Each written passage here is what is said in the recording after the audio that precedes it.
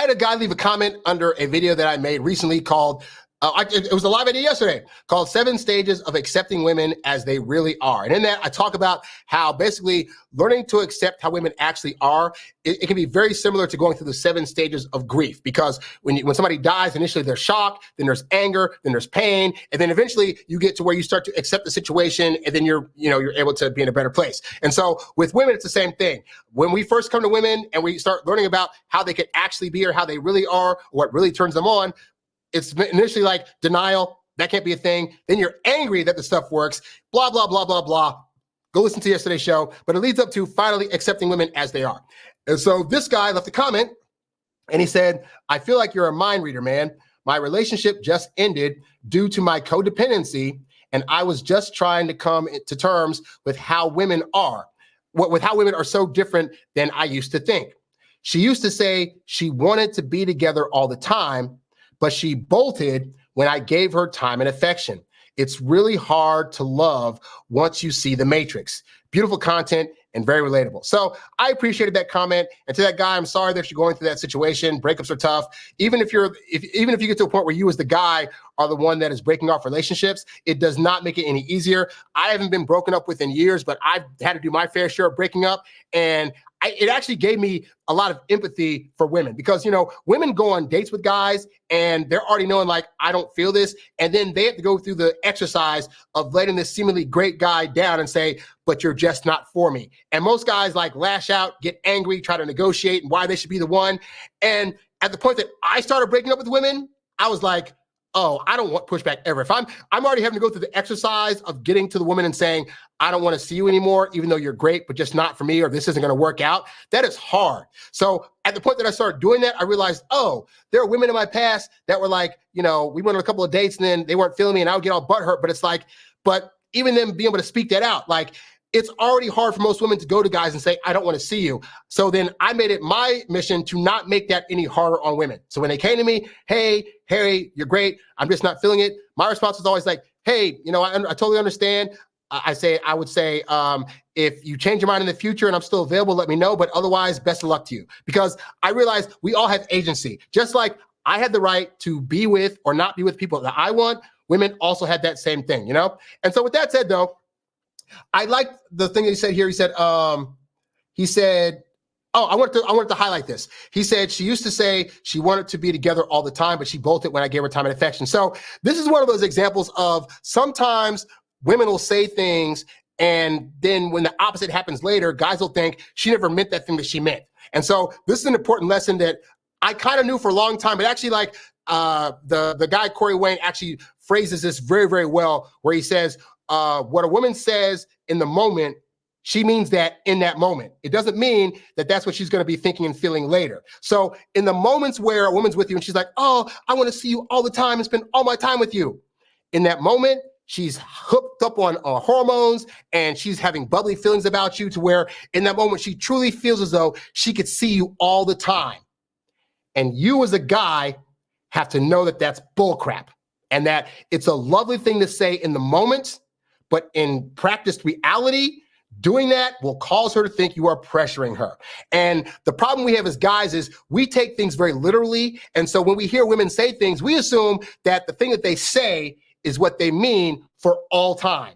And women are emotional based, so they're saying what they feel in that moment when that emotion that's with them is the true thing to them.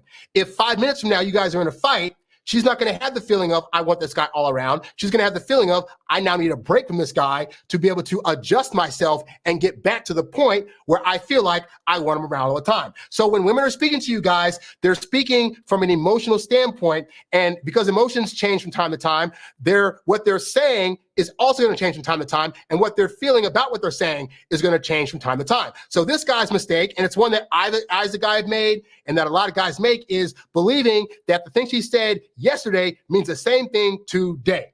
And what I've come to learn is this, is that unless what I'm seeing in front of me is the actual evidence of what's going on, I don't assume that what happened yesterday means that what happened today is going to be the same thing. So if a woman told me yesterday, oh my God, Harry, I could see you all the time, I'd be like, oh, that's great. I'd be like, you know what? This is the moment for that. She's feeling lovey-dovey. I'm going to say, oh yeah, I can see you too, babe. So great, blah, blah, blah.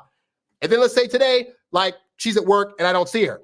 I'm not going to be like, but yesterday she said blah, blah, blah. No, I'm going to be like, she's at work today. Today's today. Yesterday was yes. You have to almost treat women telling you things like Adam Sandler's character. Oh, sorry, like Drew Barrymore's character in 50 First Dates. The one where like every day she wakes up and she's all of a sudden it's like she can't remember a thing that happened the day before because she has some kind of weird amnesia disease. Like women are literally like that, where it's like they said a thing today and that's absolutely great. Oh, I feel the word for you. Oh my God, I could see you all the time. We should spend like the whole week together.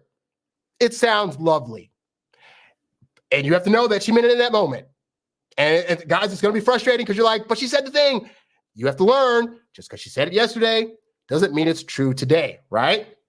Now, the other thing is, it was this. There was like, the other thing I know is that there's the mix-up for guys is that I'm saying this to you right now, right? But then you're going to say, but Harry, what about the times where a woman comes to me and is like, we don't spend enough time together. You're always busy, blah, blah, blah, blah, blah.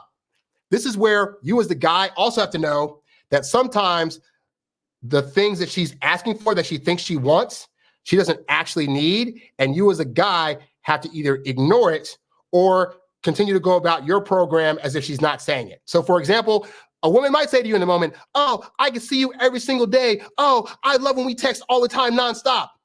You have to know that just because she's saying that she's feeling it in that moment, doesn't make it true. And if she starts complaining about, hey, you don't text me, because I've had plenty of women, I tell you guys, texting kills attraction, and you should not be texting all the time. I've literally had women in relationships tell me, I wish you would text me a little bit more because I never blah, blah, blah. And I always say to them, okay, great. Well, we're still going on dates, right? Well, yeah. Okay. So like when I text you, do you feel like we're having good conversations? Well, yeah. Okay. So is it that you miss me when I'm talking to you? Well, it'd be nice to hear from you a little bit more. Okay, great. So you know what? I can do my best, but I'll tell you, babe, when I'm not there, I'm usually like working on other things, this and that, but I'm always thinking about you. In fact, today I was thinking about with the restaurant I could take you to for your birthday. Like, oh my God, blah, blah, blah. And so you find you have to really look at like when women are telling you things, what's the actual underlying thing? So in the texting example, if a woman says to me, you're not texting me enough, what the underlying tone is in this moment, I'm not sure of myself, and I'm not sure that you really like me for me and that you actually want me around. I can easily curtail that by saying, hey, babe, let's go out right now. Or, hey, babe, let me go lay down in the bed real quick and show you how much I care about you. Like that now squashes how she was feeling. And so the texting part was never the issue. It was she didn't feel necessarily that I was trying to give her my time. And so I can do that, put my phone down and talk to her for 3 hours. Boom. Now she feels like she's been heard and I ain't got to text so much anymore. So you have to listen for because women do that to us all the time. Women hear things that we say and then read 3 layers deep, even though to guys, we're like, there's no extra layers here. What the freak's going on? But there are some we're going to do that to them.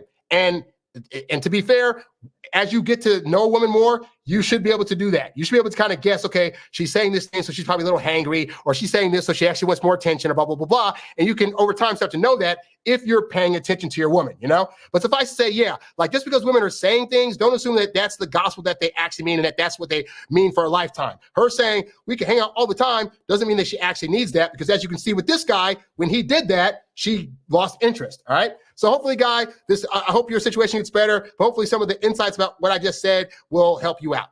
Don't be bitter at women at the end of the day, because as I said in yesterday's program, women are going to be how they are. And just like as guys, we're programmed to be how we are, and we don't want them dissing us for like the way we think about things or how we move about in the world. You could be mad at how women are, or you could just learn how they are and then function accordingly. I find it's easier and a lot less stressful if you just learn women, and I can help you with that. You can go to introvertdatingsuccess.com, sign up for my full-on 12-week coaching program, or sign up for a one-on-one session, and we can help you out. You's a bad boy, but you can't stop, won't stop. You a high-earning, high-value, high-class man. You a high-earning, high-value, high-class man. You a high-earning, high-value, high-class man. You a high-class man. You a high-class man.